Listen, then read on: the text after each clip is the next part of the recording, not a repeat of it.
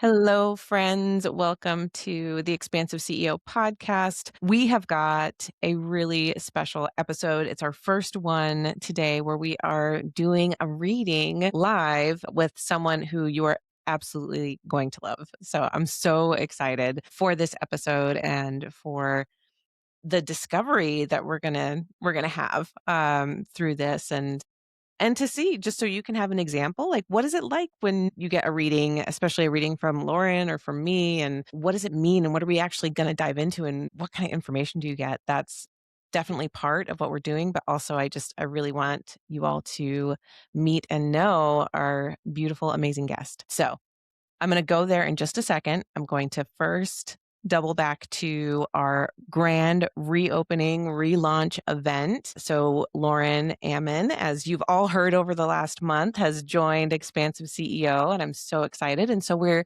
feeling this like new energy, this new launch energy. And we wanted to do something to share that with the community and to really just bring you in and let you see what it's like now and feel what it's like. So we are doing a 90-minute kind of a little bit of a workshop, a little bit of a, love seat coaching session on February 17th. February 17th is the new moon in Pisces in February. It's also an eclipse. So very, very potent new beginnings, planting new seeds energy. And so we're going to talk a little bit about your moon gates in your human design chart, how you work with them, how you use them. I don't like the word use them very much.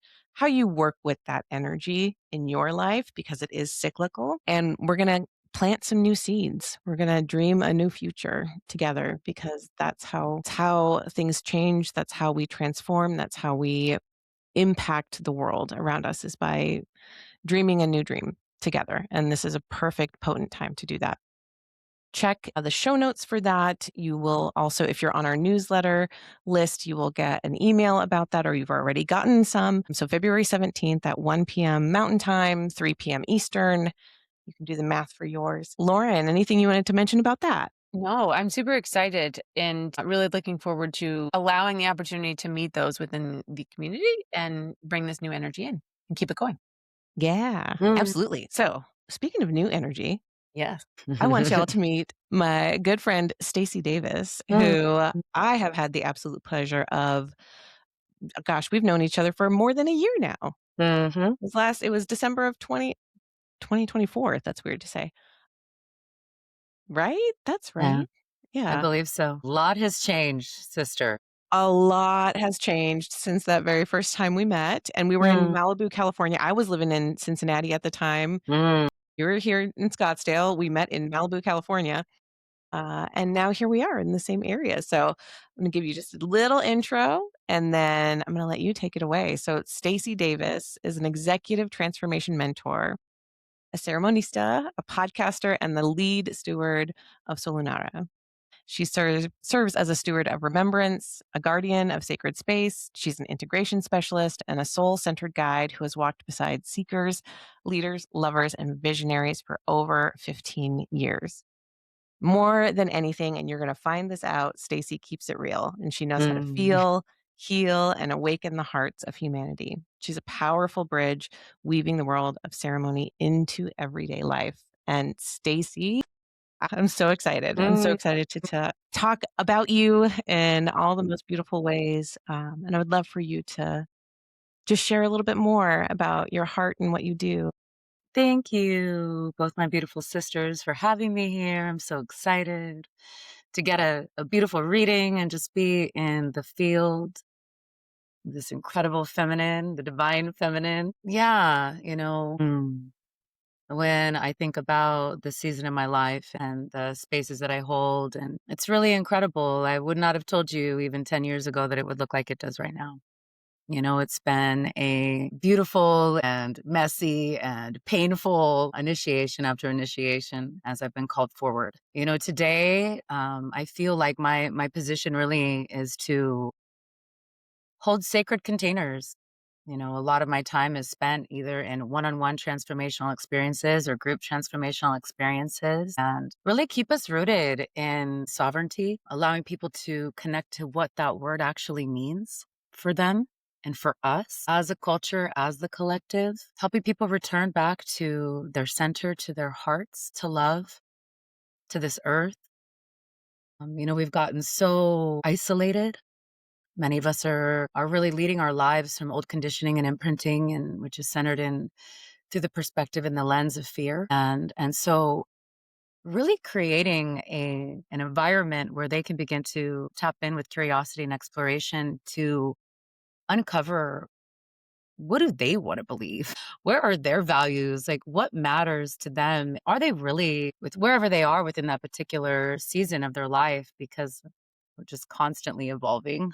There is no one version of you. It just keeps moving. Is that truly in resonance with their minds and their bodies and their souls? And if it's not, walking alongside them and just supporting them, having the courage to make really beautiful, lasting change. And so this space in Scottsdale is amazing. We honor ceremony and ritual, and all aspects of your life could be ceremony.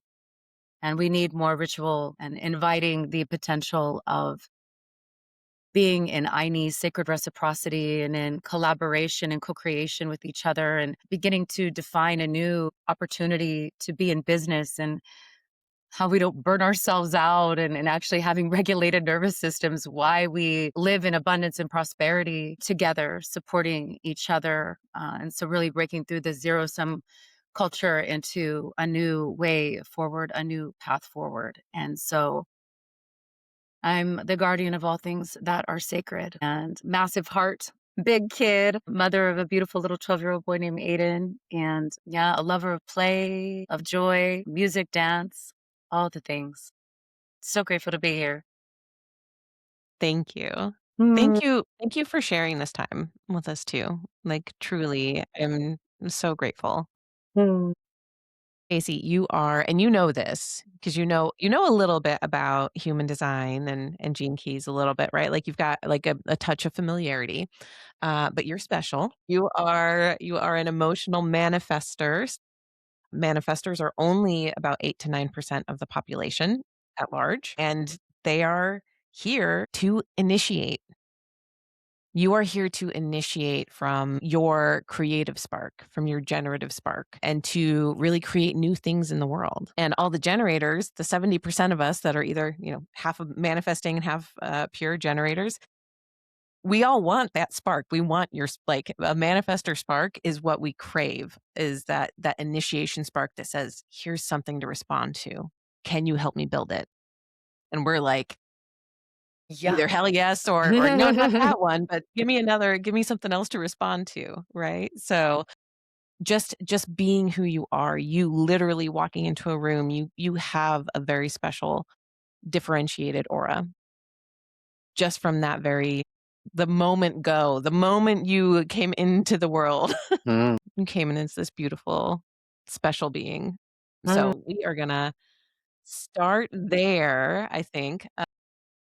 And I would actually love to start from, I had asked you to kind of think about what would make this session most potent and helpful for you.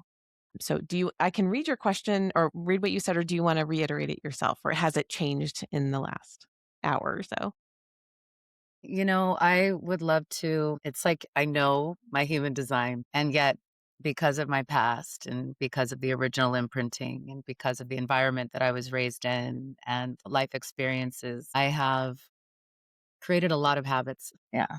And, within this season, as I'm being called forward in a whole other way, um, the desire is to be able to initiate cleanly, to hold sovereign leadership as I'm called forth even more into leadership than I ever have before, and to be able to really steward, sacred like impact, regenerative impact that's sustainable from a place that does not overhold, that does not overgive, that is not constantly regulating everybody else's emotions and holding everyone. I mean, I have I learned how to survive by being needed.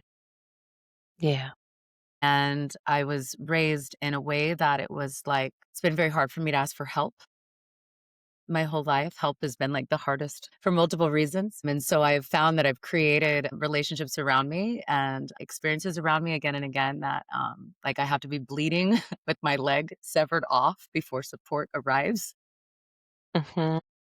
And so I would love support in and being able to step into this next version of leadership as the stewardship is evolving and expanding to more so that I can hold the structure and the field and not the individuals from a regulated place, from a coherent nervous system, from a grounded energy, taking care of myself. Yeah. I mean, Mm, nothing major, Hannah. I mean, it's just you know, just normal. no big Get deal. yourself by Like, I next mean, week. just like just a couple ideas. Oh, you're speaking partly you're speaking very much to a manifestor wound Yeah, as a child, totally. and, uh, that especially as a child, manifestors are meant to say, "This is what I'm gonna do." And then to be have that be, like, supported, like, "Okay." Right? And then there's some, and Lauren, I'll have you talk about this more too. There is, like, nuance around that, like, a five-year-old maybe shouldn't necessarily be bossing around the whole house, right? There's the permission, asking permission, but that permission is meant when you're here to initiate something, that permission is meant to be given and supported, not in the can I or should I, but how can I help you? And again, so many people don't know. We have so many generators raising manifestors that don't even know it. And so they don't understand that when you like whatever your experience was as a child, if you were constantly told no or constantly, if you had to like go around and figure out how to get things that you wanted to do yourself without being supported by others automatically when you said, this is what I want, that initial wound of like, oh, right, then I guess I just have to do it myself. Mhm. Like that's what grows from that because you're you're trying to do what you're designed to do and constantly being thwarted. And that's it's so, so, so important for manifestors to reintegrate that piece that says, this is important to me and I want to do this. And then to be, again, like you're saying, be supported in that versus, and I guess I have to do it myself. Right. How do we heal that piece over there that says like if I want something, I have to do it. That's the part that we need to kind of look at in my view. How does that land so far, Stacey? Absolutely. Yeah. And I'm going to share, hold on.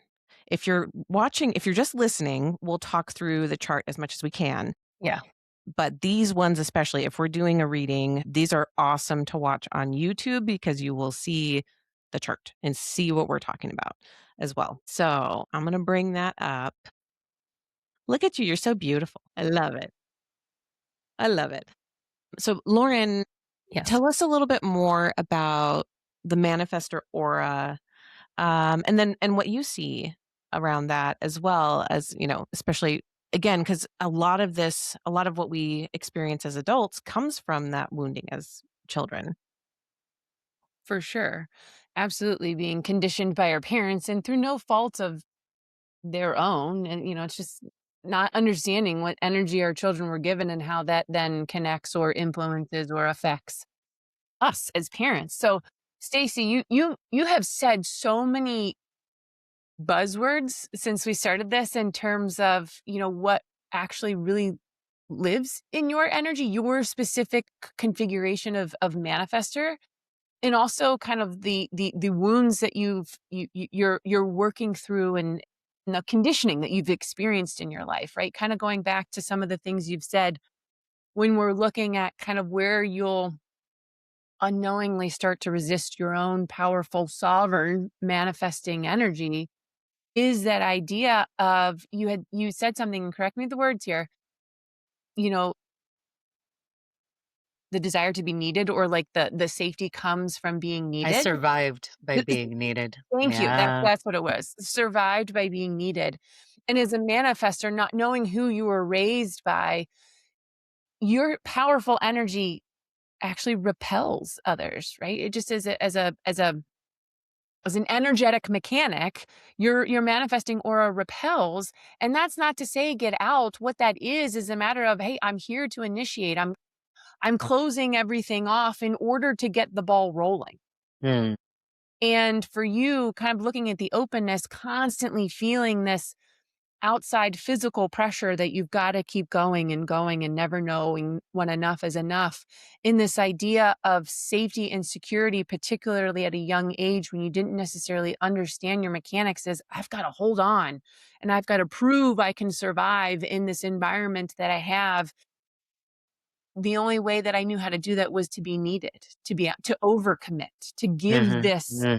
power that I have, because I was never taught, hey, it really works for me as a manifestor, particularly as an emotional manifestor, just to inform. And as Hannah was saying before, to at the very beginning stages, to ask permission as a child, simply because your parents were like, whoa, whoa, whoa, whoa, why is she running the show? Right. And it's just an energetic kind of, I'll say it, a kind of energetic rejection, because it's a, wow, I don't know what's going on here, but I know from a parental perspective, It's a lot. Yeah. yeah, every girl's trying to get something, and I don't know what she's doing here, so I'm gonna try to put it down only Yeah. because I don't understand it. Totally. Yeah, and it's, kind of looking at where you start to step into your sovereignty and this idea of sustainable impact. When I read that from your before we got on, it was kinda like, yeah, I mean, as a manifester, so long as you are allowing your emotions to run through what they need to run through, and you're informing of others along the way of what you want to do, that's where sustainable impact comes. Is that you then emotionally move and mutate those around you to keep the impact going, because you've planted something in them that allows them to feel empowered to take your impact and through their own strategy and authority to push that out into the world. That's just a baseline right now. We got all kinds of stuff to go into. How Yeah. does that land? Absolutely. And I think there's been a lot of that throughout my life, but especially even more so now. And I just can feel into, like, there's an invitation inside of me. Like, there's in between now and my birthday, that's just feels like we have these like unspoken loyalties, these threads, these doing a lot of work once again for the umpteenth time around the ancestral line of the feminine, and everything that I was told I was supposed to be, as a woman. But it feels like a lot of there's, because it's happening. I mean, Hannah's been around, like, she's seen all the beautiful things that we're building and all of that, and I can tell that there is something inside of me that is still blocking, like, limiting in some capacity, and it's not massive, but it's just that little bit that is of this old stuff that is limiting me from really stepping fully into that inspiration of the other. And I think there's an element of, like, control for me too, because no one's gonna fucking do it as good as I am. How do I relinquish control? But you have to, but there's, like, something that's blocking in just a bit of a way to receive the support and to call, like, the level of team in around, if that makes sense. Does that make sense? Did I say that right? Yeah, yes. Yeah, I'm gonna jump in here. please.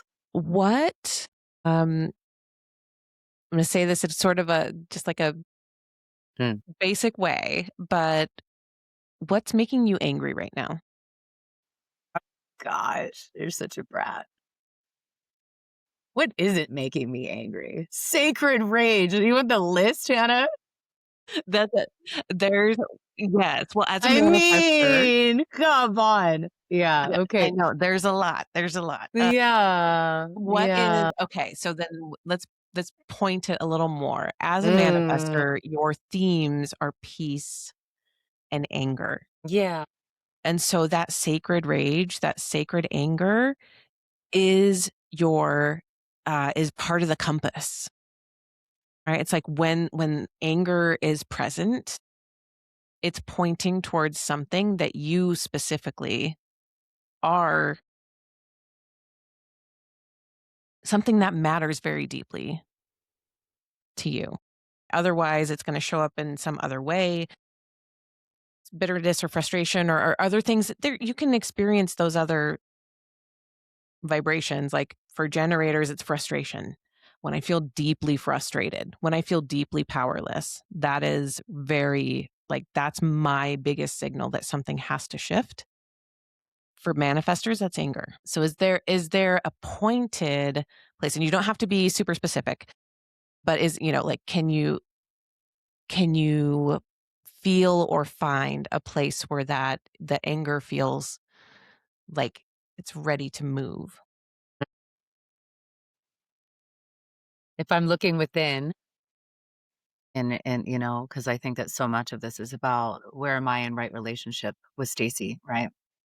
There's been some things that I've had to look at over the last here in recent time of ways that I have compromised myself to be in under the delusion of security. And so I think there's some of that going on inside, within me. And if I'm speaking, and just, I think there's a part that's a bit angry at the masculine.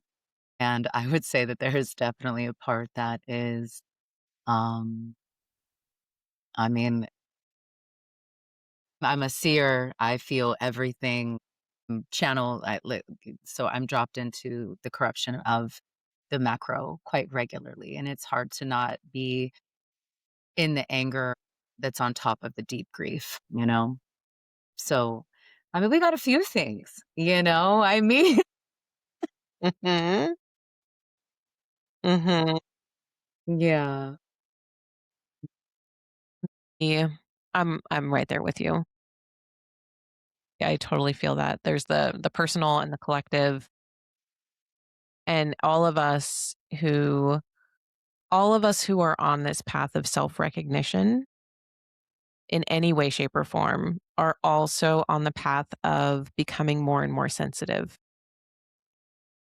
because you have to become more sensitive to you and to your energy in order to be able to feel it. And what maybe doesn't get talked about as much is that also, by its very nature, makes you more sensitive to the collective as well. absolutely. And that's one of the reasons why personal healing is collective healing, why it's also important, and why we feel it so much. The deeper we heal, the deeper we allow ourselves to feel, the deeper we feel everything that's going on around as well. No, just like I tell people, it's like once you see, you can't unsee. Mhm. Yeah. You could try to go back to your old ways. You could go back to whatever was working at one point. You can try to close your eyes, pretend that you don't know. But once you know, you can't unknow. Right. Yeah. So, a couple of things have kind of come up for me.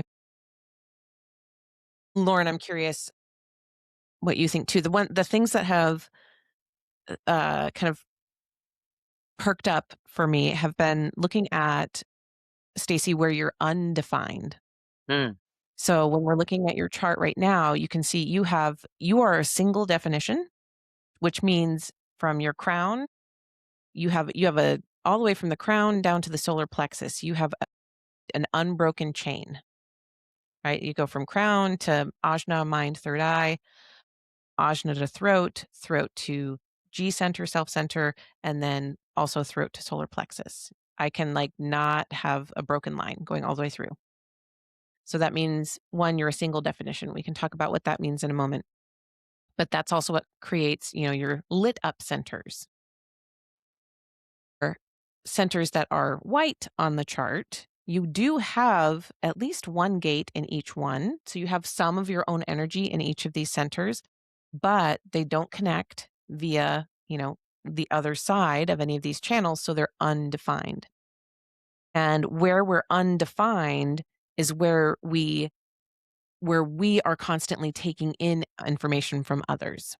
So where you're colored in, that's where your energy is impressing into the field. When you walk into a room, that energy comes in with you. And then where you are undefined is where other people are imprinting upon you.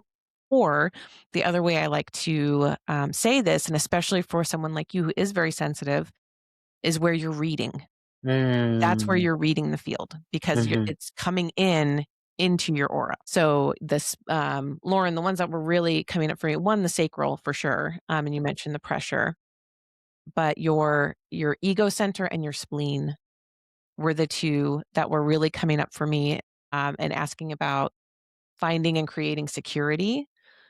The spleen was coming up for me in that.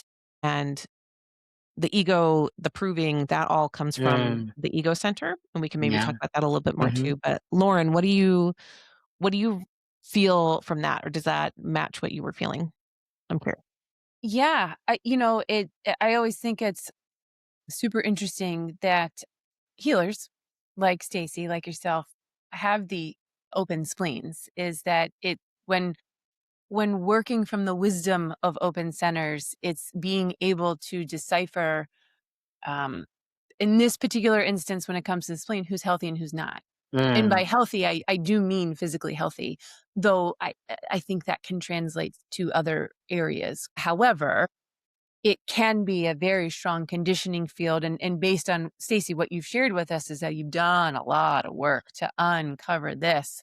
And so, I'm sure at this point in your journey, to your point, like none of us have any of this figured out, right? Whether it's this or any part of our lives, right? But the idea of being able to kind of move in and out of both of those Mm. spectrums of the frequency to say, hey, where is it that I might be overworking or overcommitting to Mm. having my own healing and security versus how do I look out into the world to determine what can be healed and what part of my energy can contribute to that healing. Mm. Along with that, I'm gonna, because this came up for me in the very first time you asked the question, the feeling of, having to do it all. The sacral, that's is literally the job of the sacral, is to do all the things. And the undefined sacral, the question of the undefined sacral center is, when is enough enough? Do I know when I've done enough? And the undefined sacral says, no, I have to take that information from everyone else around me. Mm. I need other people to tell me when it's been enough. Mm. That resonates so much. Yeah, I'm getting better at it. I mean, my gosh, I'm on my way to 50 for Pete's sake. Yes. We're gonna talk about that in a minute too. It's about time. But yes, I'm at the point, right, where I'm like, okay, other than I would say that usually by the time it's really sad, but enough's enough. Either I have bronchitis Huh? or I'm ready to walk away from it all, and it doesn't stay there very long. But I noticed that those are kind of my two areas of, hey, I think we're at enough is enough, Stace. Yeah. And you're literally, again, speaking to these two centers. The spleen, again, is the center of our health. And so if your body's like, all right, we got to shut her down, Mhm. we're just going to Mm. make you sick Yeah. straight from the spleen. And then the sacral, like that is the life force energy. That is fire, right? That the sacral to me is always brings up the fire imagery. And so when your body's like, we're going to burn this motherfucker down, right? Like Down. it's like, that's the sacral being like, I am literally overheating. And so a part of that then is, how can you become more sensitive to, or maybe not even more sensitive to, how can you ask yourself those questions a little more often, right? So like when you're ready to burn it down, what are the 3 to 4 steps ahead of burn it down where the orange flags were kind of going up? Yeah. I'm really learning that this year, especially with the property having all the events. Like this is the third property that I'm potentially going to soon be outgrowing again in the last 5 years as the community continues to grow, and I'm really paying attention this time because, in Arizona, we go into season, right? Right now, we're in season. So this year, I'm really looking at what is my actual capacity with my one-on-one work, with community events, where I'm still allowing myself to take care of Stacy. I have time with my son. I have time to get on a mountain. I have time to rest, and also just going down to the reality of how many one-on-one sessions can I actually hold in a day? How many group containers can I genuinely hold without compromising myself in a month? What does that really look like so that I'm cared for? And then the quality of work contains its value, its depth, and its purity. And I'm also breaking a massive imprinting of you win by endurance Mhm. and productivity. I mean, think about how old we are. Like we have been trained, so, especially as to go, you know. Remember you and I were at the event, and I remember the woman, she was like, "You gotta look at your calendar." Hannah and I were at an event just a couple months ago.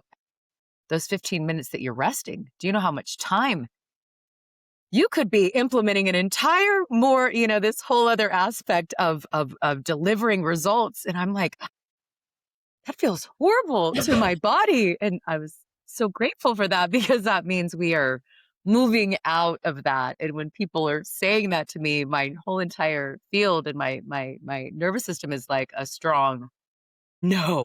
Yeah.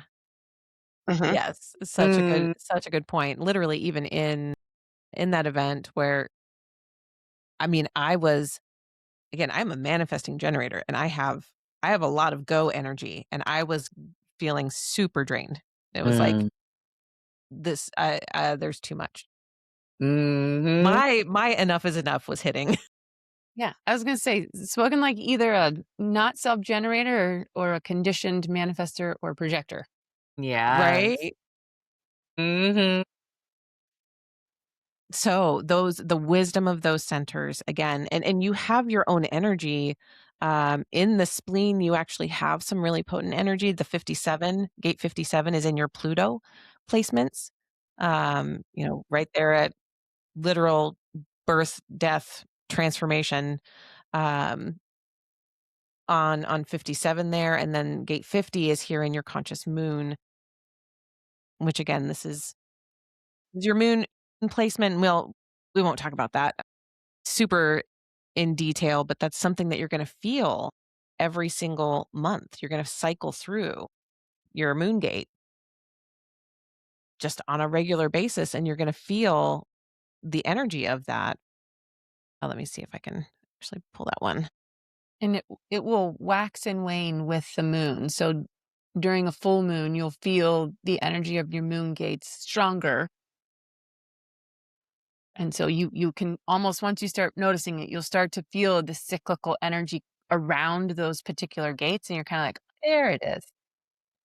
Yeah, and the full moon really showing us, one of the ways that I feel this, because I have different clients that they will like experience cycles all the time. And so they'll like I have a few clients where that's one of the first things that I look at is like when something's happening that's kind of happened before. I'm like, hold on, let's look and see if you're in kind of in that cycle again, to where this is where I bring in the gene keys piece as well, that your gift is equilibrium in your conscious moon gate.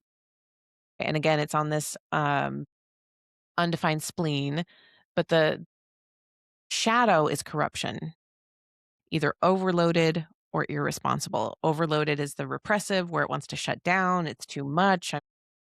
I'm just going to go hide, to irresponsible, going, like, all right, we're just going to let everything go because it just doesn't matter anymore, right? That's the piece of it, getting into equilibrium. Getting like equilibrium is the gift. And so if you're having these cycles, especially when the full moon is here, which is soon Next and week. Next week. next week. Yeah. Yeah, it's the full moon illuminates what's there. So it'll illuminate if you are overloaded, every month at the full moon, you're going to be like, shit, there's way too much on my plate. Let me see what's here to release. What am I supposed to be letting go right now? And so for you, yeah, next week, the next few days, that would be such a special intention for you to work with is what's here for me to let go. What's here to bring me where can I come back into equilibrium with myself, with the balance of what's here? And it's going to be again, that's always going to be your cycle. And so you're always going to have this opportunity when the new full moon comes to say, where do I have too much? Where do I have too much on my plate? What can I let go? What have I been holding on to? The spleen, right, Lauren? What have I been holding on to that's no longer good for me? That's actually a perfectly placed 50 Yeah. in the moon gate. Are you kidding me? Yeah. Yeah. Sounds about right. Yeah, Yeah. yeah. Stacey, what jumps out at me when you kind of do the flip side, when you look at your activations, when you look at your definition, and we talk about it, and it's tying back to what Hannah's saying in terms of what do you let go. In the most simplest terms, you are here to be, you have the potential to be when operating correctly and informing those, that will be affected by your impact. You have the potential to be a very mutative agent among the collective by expressing your emotions based on what you've experienced and making sense of all this past that you have to then mutatively express it to the rest of the world and empower them to be moved by your words and talk about, yeah, that kind of like tying your intentions of sustainable impact. That's kind of where it's all coming from. That's what you have the potential of. And when we talk about the idea of letting things go, you have, and I'll talk very technically, and this is very intentional, you have the channel of the prodigal, a design of the witness, someone who is, by energetically speaking, required to retreat, required to go into your own aura so that you can start to make sense of what you've experienced, to extract the lessons learned, to determine what lesson do I keep? What lesson do I remove? How do I allow this over time to kind of settle into my being, to settle into my energy? And once I've made sense of what I've been through, once I've reflected on those lessons learned, I can then communicate them emotively through my emotions to be mutative among the collective in order to provide the potential of mutation among them. It's that's why I laughed when we started this, is to say you've used the word remembrance, I think 3 times so far. The channel of the prodigal, the design of witness, is all about remembering. You also talk about, living your life and leading your life through curiosity. Well, wouldn't you know, you have the channel of curiosity, a design of a seeker or a searcher, right? You have the expression to stimulate others with your new ideas, kind of instilling some brainstorming in the rest of us based on what you've experienced and what you've discovered along the way in order to stimulate us to go do all the things that could have an impact on our lives. So when you talk about, and you're really channeling this, how did you phrase it? Clean initiation. Part of that strategy is finding time among yourself in your own aura, in your own energy, to sit with what you've experienced so that when the time is right, when you've recognized that it is the correct moment to voice your lessons learned and in what you are experiencing emotionally, to then mutate the rest of us. Sounds about right, Lauren. Yeah. I have gotten better after big things. I'm like, shut it down. I need no one. It's been about probably the last 4 years. When I was younger, I had so much shame. I thought there was something wrong. And when I was really young, they labeled me like depressed, and they told me that I had depression because I would go into I would be Stacy, and then I would need to close the blinds and no one could have access to me. And it would feel really like heavy. And so as I've figured out, like, what's really going on, I do after big things, I shut the whole thing down, and when I'm moving through like I am right now, I'm moving through a lot. It's Mhm. just I think we all are. Like, it's just that time. Here we are, really wrapping up the end of the year. Really. Like, we're at the last leg of the 25 in reality. And, I'm finding myself going, "Okay, time to step back and know that no, not trust. I'm moving beyond the word of trust anymore. There's no more trust falls. It's I know that I get to take the time to be in my own energy and to be in the deep listening. And when I come back out, what will be shared and the way that the field and the space will be held, the frequency of it will be undeniable. And so, thank you. Now, if I can just get everybody around me to be like on point with this. So that is beautiful. And Mm, the how do you get everyone else around you? Again, mm, you're speaking directly to your inform and initiate mm, strategy. How do you get people around you to do to support you? mm. You inform them. Yeah. Hey, this is what I need. And Lauren, tell us what. when you're in the mood, when you are in the mood and it's correct for you, right? And again, what I take from your chart, and I know this may sound really annoying to a manifester. Well, it's really annoying to anybody, I think, is patience. You know, yours is, and I think that's challenging more for a manifester simply because like, you are here to do. You are here, as Hannah said before, you are here to spark. And it's like, well, I want to spark. I want to spark now. It's like, Mhm, well, maybe not. For you, it's mm. about recognizing the correct timing. And to exactly what Hannah said is like the collective will respond when the timing is correct for you. And only you can know the correct timing by giving yourself the opportunity to reflect, to take a step back, to sit in your own aura and say, now I feel it. Now is where I'm clear that this is the right time to go out into the world and say, here's what I have experienced.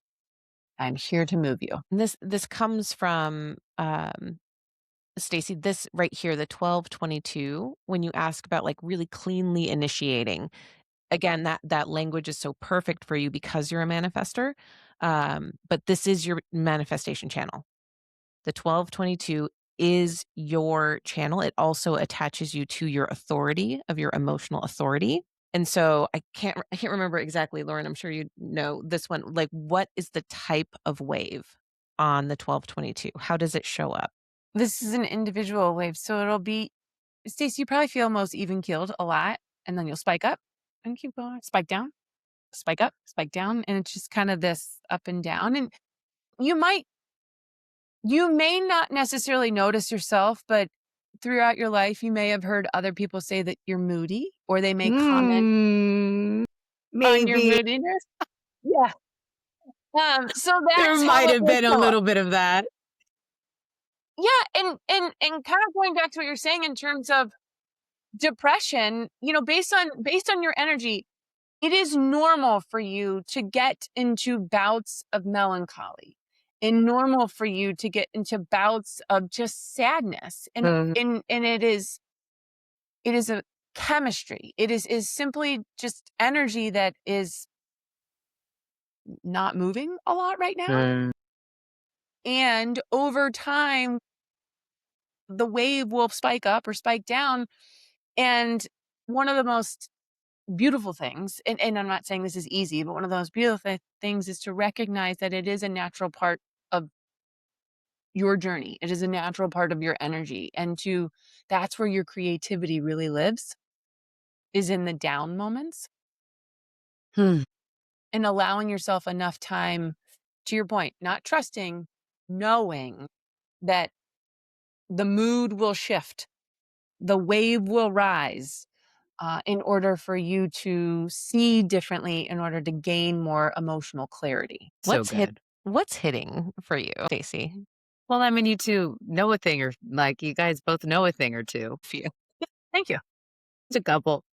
Yeah. It's just, I always love, like, it's so good to even be held in the confirmation of the, let's see. Let's just say there's some input, external input of like, it's time to push right now. It's time to drive right now. We've got to get this done. We need the like, dun, dun, dun, dun. And I don't feel that way.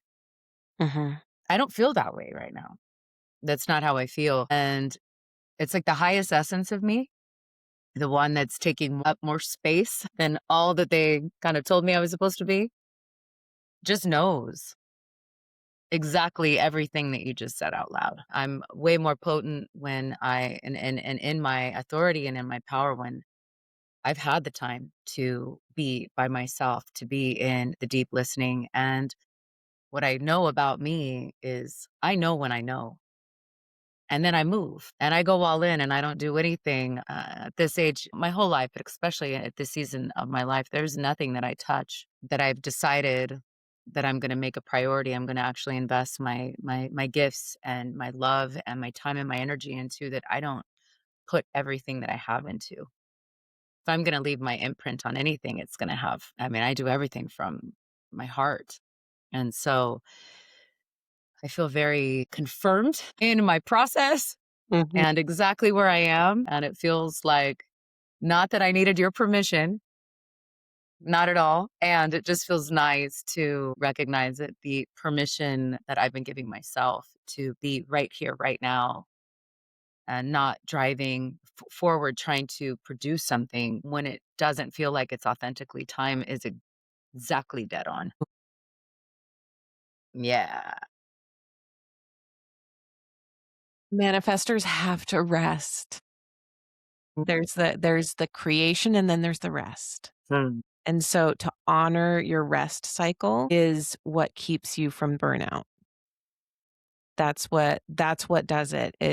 When you say, I've got all the creativity, like to Lauren's point, you went inside, you internalized, you remembered you have a few places in your chart actually that are about remembering and making sense of what you've experienced, right? This is like that is a big energy for you. Yes. And again, it shows up like at least two of your channels for sure. Three. Okay. Three. Okay. So that aspect of you, it's when you're in this time, like this period right now that you're feeling of like, I gotta be inside right now.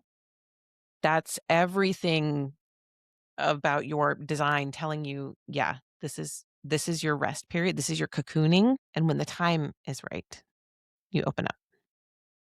And I loved hearing what you just said of like, when it's time, I know. And so, yeah, knowing that the time will come again and you will know it. You're not going to miss it because you're so in tune. Your knowing will be the, I don't know, I don't know, I don't know, I don't know. I know.